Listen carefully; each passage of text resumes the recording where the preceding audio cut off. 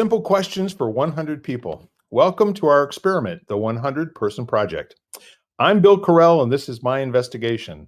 I'm asking simple questions of 100 people, and this is a research project to gather data from 100 beautiful human beings for the sole purpose to see what actually happens across the interviews. The questions are fixed, and all the interviews will remain consistent, with the only variable being the actual participants themselves. It's as if I'm having you, CJ, come sit on my porch to share your ideas so I can learn about people. We're looking forward to what we will discover when we're complete, and we're very interested in the people, the process, and your particular story.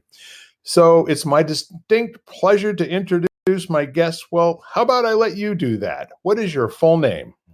Christopher John Pribyson, Jon, but my parents named me with that name in order to call me CJ.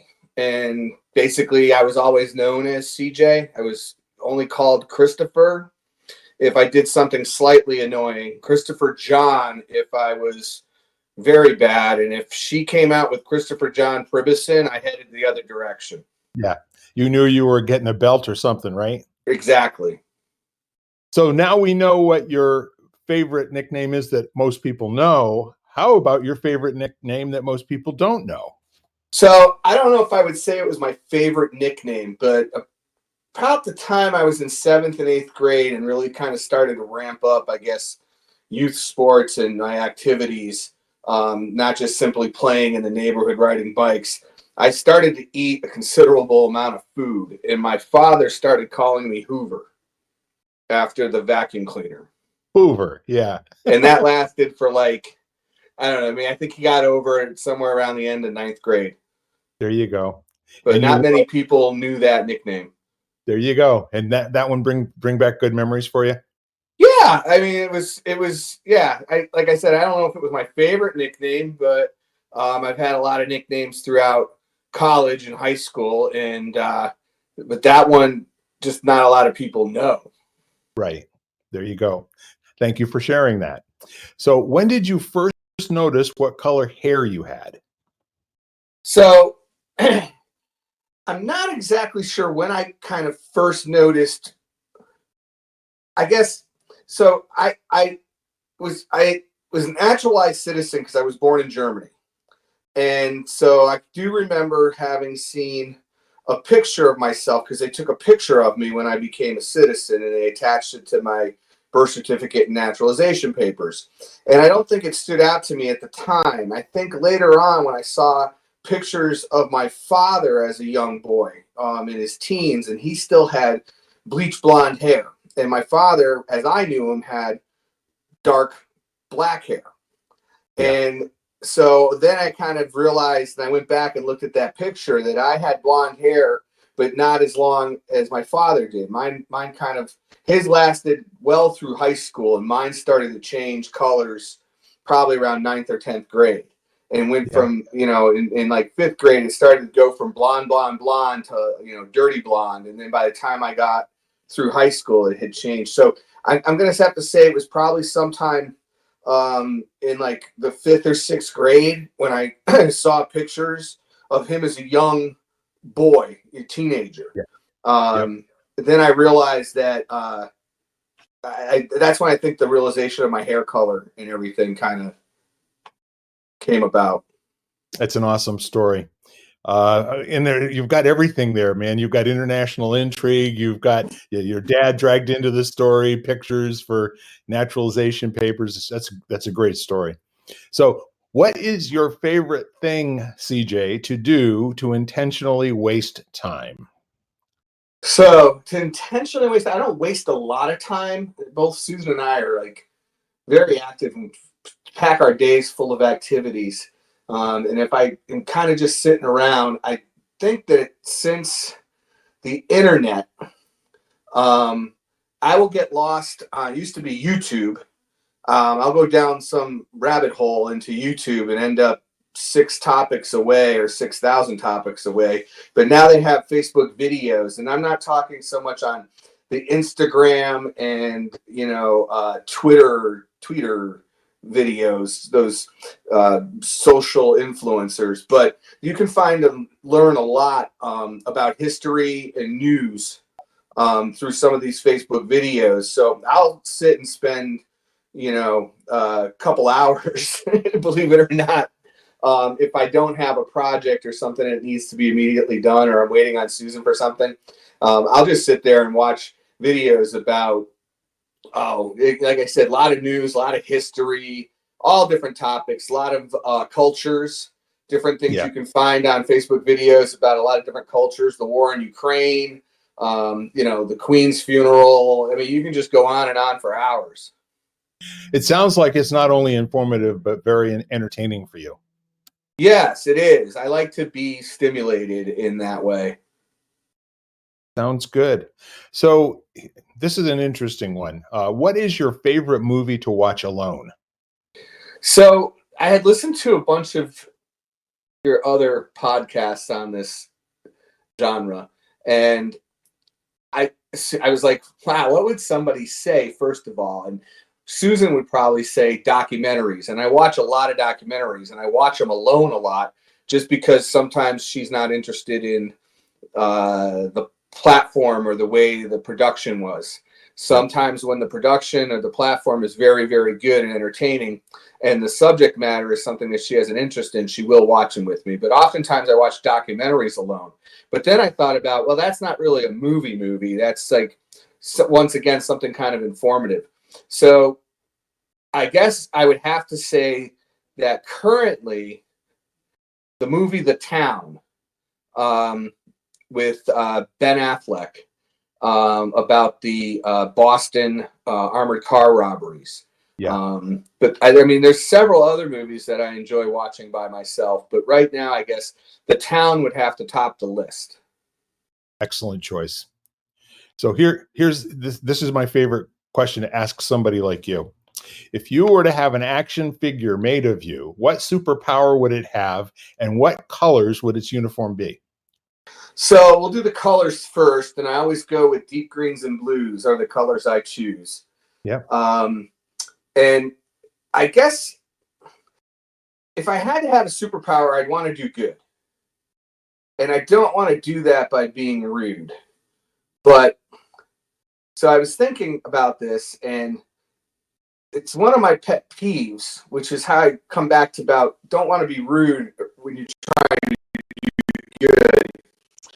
But so many people got proper use of the English language or language in general, and pronunciation and grammar. And language is such a beautiful thing, because if used properly, you can get so many thoughts precisely across to somebody Yes. in such a creative and sometimes very simplistic way. It doesn't have to be, very flourishing. Orwell's rules of writing, keep it simple. But I thought that in that idea, it would be my superpower would actually be to inform people, to teach something. Mm-hmm. I had an English teacher way back in 7th grade, and she said, if you don't do anything all day today, CJ, just learn one new thing. And I've been doing that since 7th grade.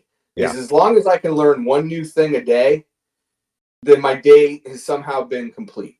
Yeah. So if I could partake in spreading some kind of knowledge or teaching throughout my superpower, then I think that would be what I would do. Very clear, very clear. And what a wonderful formula, to always have a successful day. Everybody can learn one new thing a day, right? You just have to remember to do it. And it could be the most trivial, stupid fact, a lot of like Cliff Clavin type of information. Sure. Yeah, Cliffy. 100%. So, all right, on to the next question. What did you want to grow up to be when you were 5 years old, CJ? So I had to actually, because I had heard the question before in first grade. I would have been 5 years old in first grade, because the first thing that came to mind is a farmer. I wanted to be a farmer. I wanted to work outdoors. I wanted to be a farmer. But in first grade, I wanted to be a fireman. I wanted to be a Hartford firefighter. I had several uncles who were firefighters, and several unofficial non-family uncles who were friends of the family who came to barbecues and birthday parties, and they were all firefighters in Hartford. And so I think my first, when I was in first grade, it was probably firefighter. Yeah. It's amazing. I think, you know, probably my generation, that was a big deal too, if we weren't going to be a cowboy, you know? Yeah. So CJ, what is your greatest accomplishment? So my greatest accomplishment would have been to have found and married and had a incredibly successful life with my wife, Susan. Because we have been able to teach each other and grow together and change each other together to form one person in a common direction. And we work very well together, and we've continued as a couple to learn and try new things and to grow on a daily basis. And so I would have to say there's a lot of accomplishments that I had made in my life, but I don't think anything was really complete until I found Susan. Yeah. Yeah. And you two couldn't be more different from each other, you know, and yet In a lot of ways. yeah, you actually have this really great overlap where the two of you are just on the same page, and it works amazingly. No question about it. Which is a great accomplishment. I agree with you. So, who is your favorite person to listen to? So I used to, I thought about this, and I listened a lot to Mike Rowe. He has a podcast called, and so that's the way I heard it. And I like his earlier stuff when he started about 3 years ago doing this, because they were anywhere from 12 to 18 minutes long. Right. And he tells very interesting, short little vignette stories about people, but he doesn't reveal who he's telling the story about until the very end, and then wraps it up with. So that's the way I heard it. Yeah. And I've been listening to a lot of those, especially when we were working on the food truck and I was doing prep work. I would put Mike Rowe on and listen to him talk about all these very interesting little facts and stories about people, places, things, movies. So I'd have to say currently that's probably who I most enjoy listening to. Yeah, he's a guy with both feet on the ground. I mean, literally, he's a very grounded person. His claim to fame is to glamorize dirty jobs, you know, and absolutely love, you know, where he comes from in terms of how he takes care of other people in his speaking, you know. Yeah, and he's got a lot of other platforms that he voices different opinions on and different viewpoints. And this one I think is good for him and good for his listeners because it's sort of a fun topic platform for him. Yeah. Yes, and he has a very, very dry sense of humor as well. Right, which is kind of funny because I used to listen, and this is kind of really funny because the first time I ever started listening to was Spalding Gray doing records. Yeah. And Swimming to Cambodia, I think, was the one that was my favorite. It's a great one. Yeah, no doubt about it. And he's extremely dry as well. Well, we don't have enough of those kind of people because most folks' attention span is too short to give a proper listen. You know what I mean? Yeah. And you have to be on your toes and paying attention. Otherwise, it'll fly right over your head and you miss the stuff. Yeah. All right. So now into the present.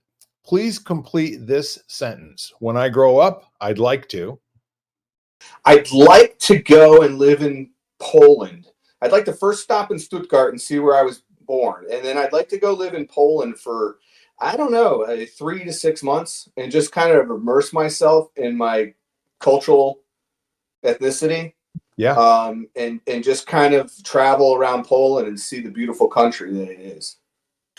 Well, I have a very good friend that has a few homes over in Poland. Oh, really? Yeah, they're actually utilizing them right now to house Ukrainian refugees and that sort of thing for the moment. Hopefully that will at some point be over and I'll introduce you and it might be something that would make a lot of sense. So that's really cool. Yeah, absolutely. So if you recall the outing that you came to and the man who was there, I won't say his name here, but he and his wife have homes in Poland. Wow. I wish I'd known that. I could have talked to him. Yeah. All right. So let me see. Where are we? Number 11. What is the most important thing in life to you right now? Most important thing to me in my is peace of mind, I guess, and that would probably bring together uh, continued growth with my relationship with my wife and my son. Uh, Continuing to experience new things, not to get stagnant, Yeah. especially with the move we're making to kind of like our semi-retirement stage of life. I don't want to become sedentary or stagnant. And I think along with that is my health and well-being, and the people around me. And if I can have peace of mind about all of that and feel settled, not stagnant or sedentary, but settled on my peace of mind with that in my community and in my overall place in it as healthy. Yeah. I think that would be my choice. Very clear. You're a less than arm's length dreamer, and I think that's an amazing thing. That's my opinion. So, number 12. What would you like to leave in the world after your life is done? It's kind of funny because if I could just, like, I've always approached things when I was taught at a very young age when I began working. And I think some of it had to do with the Boy Scouts, is to leave the world a better place than I entered it. Yeah. You leave the park, when I go and enjoy the state parks and national forests, I'll pick trash up to hike out with me. And it's always back to that, leave it better than when you found it. And Yeah. so I think if I could leave the world a better place in some fashion, whether it's just holding doors for people, Yeah. it doesn't have to be a huge, monumental gesture. But if I can just, maybe holding a door for somebody yesterday made their day a little bit brighter. Yeah. At least for a minute or two, right? Sometimes it's all it takes. I know. I know. It's kind of like that story of the man walking down the beach with all the starfish and picking up one at a time and throw them into the water. And woman comes over and says, "What are you doing?" And he says, "Well, I'm saving starfish." And she says, "There's so many, and you're saving so few." And he picks it up and he throws the starfish into the water. He said, "Made a difference to that one." Yeah. So Yeah. it's just an awesome way to live your life, to be, from the skin out and enjoying, your who you're coming in contact with, and being thoughtful, and leaving things a little better than you found them. I genuinely like that. So now we've arrived at our baker's question. You as a consummate chef and all of the culinary skills that you have, you know that you always give people more value than they expect. And when you exceed expectations and you're a baker, you're going to give them a 13th, whatever it is, be it a bagel or a donut or whatever. So here's your question. CJ, what is the thing that most people misunderstand about you? So I found throughout my life that a lot of people misunderstand my confidence for cockiness. Yeah. And it actually kind of got me jammed up in my last profession when people misunderstood my confidence in the role and position that I had for Yeah. cockiness. And they had a coworker come to talk to me about it. And she said she knew it was a mistake when they asked her because she knew what my reaction was going to be. And I went out with more exuberance and confidence than I had originally shown, Yep. just to kind of poke them. Yep. But Yep. over like the course of my life, I can remember just having been given, I think, by my parents some ability, because I think I was, a Generation X, and we had to take on a lot of things by way of notes left on the kitchen counter after school. Mow the lawn, please. okay, well, all right, it's not starting. The lawnmower's not starting, but I have to figure out, because I can't, nowadays you can text your parents. Back then, I wasn't calling my parents at work. That was kind of unheard of. So you had to figure things out. And I think that I built a lot of confidence from doing that. And I think people over the course of my life has mistaken that for cockiness. Yep. Yeah, and I'll tell you what, that brings to mind another saying: if you're going to be a bear, be a grizzly. Yeah. No reason to put a bushel over your light. And I'm going to tell you my own experience of you is where you come from.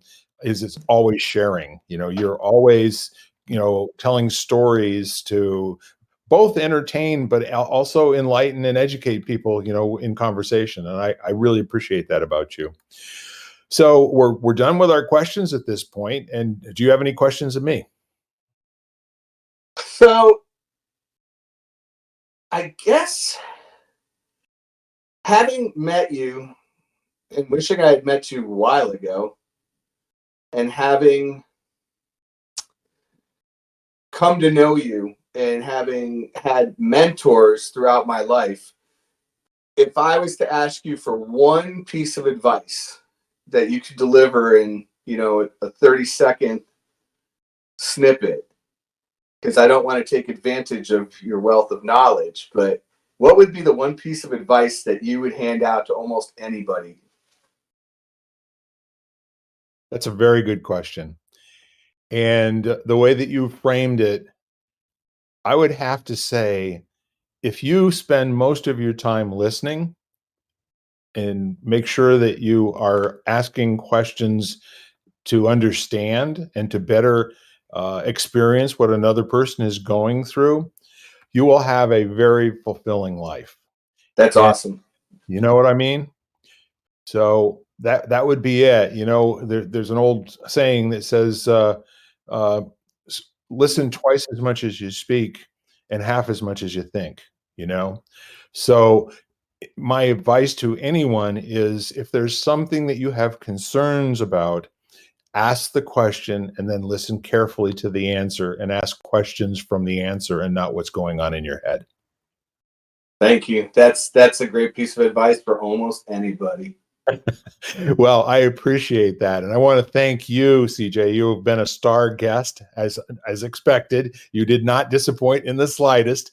And all you folks at home, this is a very genuine human being and a lot of fun as a friend. And I recommend that you watch this again, and listen to the thoughtful answers.